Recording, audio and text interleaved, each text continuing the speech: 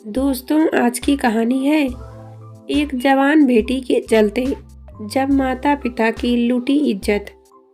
कहानी पसंद आए तो वीडियो को लाइक और सब्सक्राइब जरूर कीजिएगा। उस दिन मैं टेलीविजन के सामने बैठी अपनी 14 साल की बेटी के फ्रॉक में बटन टाक लगा रही थी। पति एक हाथ में चाय का गिलास लिए अपना मनपसंद धारावाहिक देखने में व्यस्त थे। तभी दरवाजे पर घंटी बजी और मैं उठकर बाहर आ गई। दरवाजा खोला तो सामने मकान मालिक वर्मा जी खड़े थे। मैंने बड़े आदर से उन्हें भीतर बुलाया और अपने पति को आवाज़ देकर ड्राइंग रूम में बुला लिया और बड़े विनम्र स्वर में बोली, अच्छा क्या लेंगे आप, चाय या ठंडा? नहीं, इन सब की तकलीफ मत कीजिए, बस आप बैठिए, एक ज़रूरी बात करनी है। वर्मा जी बेरुखी से बोले। मैं अपने पति के साथ जाकर बैठ गई। थोड़ा आश्चर्य हुआ कि इतनी सुबह सुबह कैसे आना हुआ। फिर अपने विचारों को विराम देकर चेहरे पर बनावटी मुस्कान लाकर उन्हें देखने लगी। मुझे इस मकान की ज़रूरत है, आप कहीं और मकान ढूंढ लीजिए, उन्होंने एकदम सपाट स्वर में कहा। क्या? मेरे पति के मुंह से निकला, पर मैंने तो 11 महीने की लीज पर आपसे मकान लिया है, आप इस तरह बीच में छोड़ने के लिए कैसे कह सकते हैं? सर, मेरी मजबूरी है इसलिए कह रहा हूँ, और फिर यह मेरा हक है कि मैं जब चाहे आपसे मकान खाली करवा सकता हूँ। दोनों के बीच विवाद को बढ़ता देखकर मैंने बेहद विनम्र स्वर में कहा, पर ऐसा क्या कारण है भाई साहब जो आपको अचानक इस मकान की ज़रूरत पड़ गई? हमने तो हमेशा समय पर किराया दिया है, फिर आपका तो एक भी मकान है नहीं, आप उसे क्यों खाली करवा लेते? कारण आप भी जानती हैं, मुझे पहले से पता होता तो आपको कभी भी यह मकान न देता। मेरा 1 महीने का कमीशन और सफेदी कराने में जो पैसा खर्च हुआ सो अलग, पर ऐसा क्या किया है हमने? मैं चौंक गई। कारण आपकी बेटी है और उसकी बीमारी है। पिछले मकान से भी आपको इसलिए निकाला गया क्योंकि आपकी बेटी को एड्स है, और ऐसी घातक बीमारी के मरीज को मैं अपने घर में नहीं रह सकता। फिर कॉलोनी के कई लोगों को भी एतराज़ है भाई साहब, यह बीमारी कोई संक्रामक रोग तो है नहीं, और ना ही छुआछूत से फैलती है, या तो हर जगह साबित हो चुका है, और फिर हम दोनों में से यह किसी को भी नहीं है। यह सब ना मैं सुनना चाहता हूँ और ना ही पास पड़ोस के लोग। अधिक पैसा कमाने की होड़ में आप लोग जरा भी नहीं समझते कि बच्चे किस तरह जा रहे हैं, किनसे मिलते हैं, बाहर क्या क्या गुल खिलाते हैं। वर्मा जी, मेरे पति चीख पड़े, आपके मुंह में जो आए कहते चले जा रहे हैं। आपको मकान खाली चाहिए, मिल जाएगा, पर इस तरह के अपशब्द और लाछन मुँह से मत निकालिए। 10 दिन बाद मकान की चाबियां लेने आऊँगा, कहकर वर्मा जी उठकर चले गए। उनके जाते ही मैं निठाल होकर सोफे पर पसर गई। तभी भीतर से चारू आई और मुझसे आकर लता की तरह लिपट कर रोने लगी। मेरे पति मेरे पास आकर बैठ गए। कुछ कहते कहते उनकी आवाज़ टूट गई, चेहरा पीला पड़ गया, मानो वही दोषी हो। अतीत चलचित्र सा मानस पटल पर तैरने लगा, और एक के बाद एक कितनी भी घटनाएं उभरती चली गई। मैं उस दिन किसी किट्टी पार्टी से लौटी ही थी कि फ़ोन की घंटी बजने लगी। फ़ोन चारू के स्कूल से उसकी क्लास टीचर का था। मेरे फ़ोन उठाते ही वह हाँफती हुई बोली, आप चारू की मम्मी बोल रही हैं? मेरे हाँ कहने पर वह बिना रुके बोलती चली गई। कहा थी आप अब तक? मैं तो काफ़ी समय से आपको फ़ोन मिला रही हूँ। आपके पति भी अपने ऑफिस में नहीं है? क्यों, क्या हुआ? मैं थोड़ा घबरा गई। चारू सीढ़ियों से फिसल कर नीचे गिर गई थी। काफ़ी खून बह गया है। हमने फौरन उसे फर्स्ट एड दे दी है, अब वह ठीक है। आप उसे यहाँ ले जाइए। और एक ही सांस में बोल गई।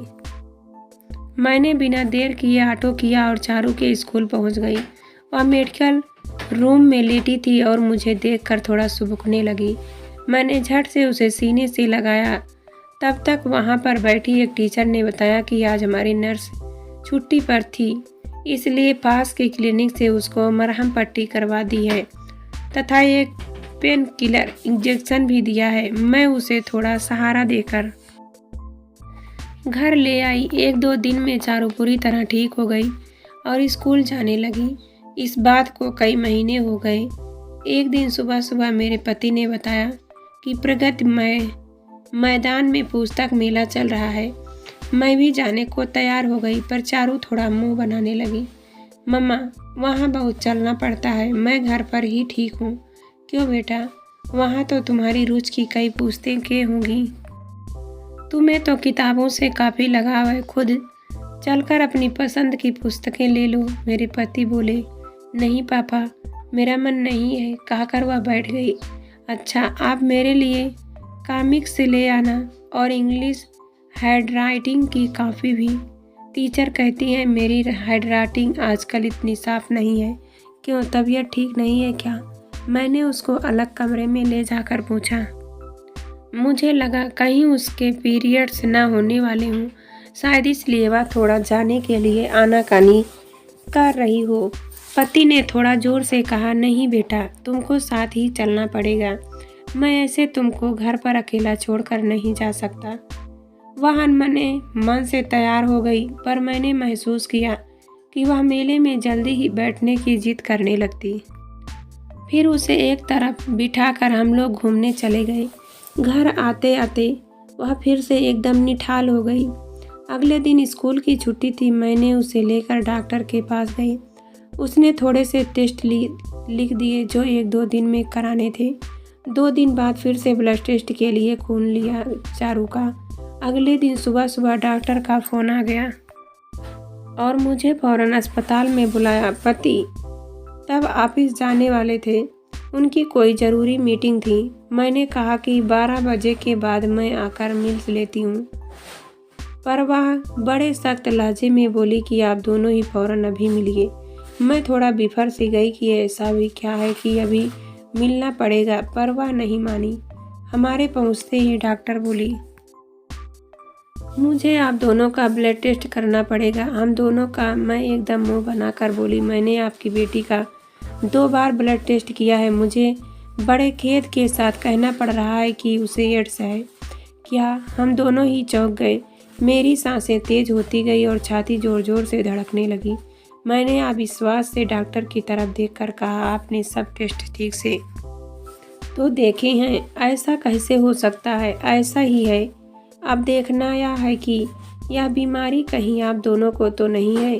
मेरे तो प्राण ही सूख गए। मुझे स्वयं पर भरोसा था और अपने पति पर भी। फिर भी एक बार के लिए मेरा विश्वास डोल गया। यह सब कैसे हो गया? हमारा ब्लड ले लिया गया।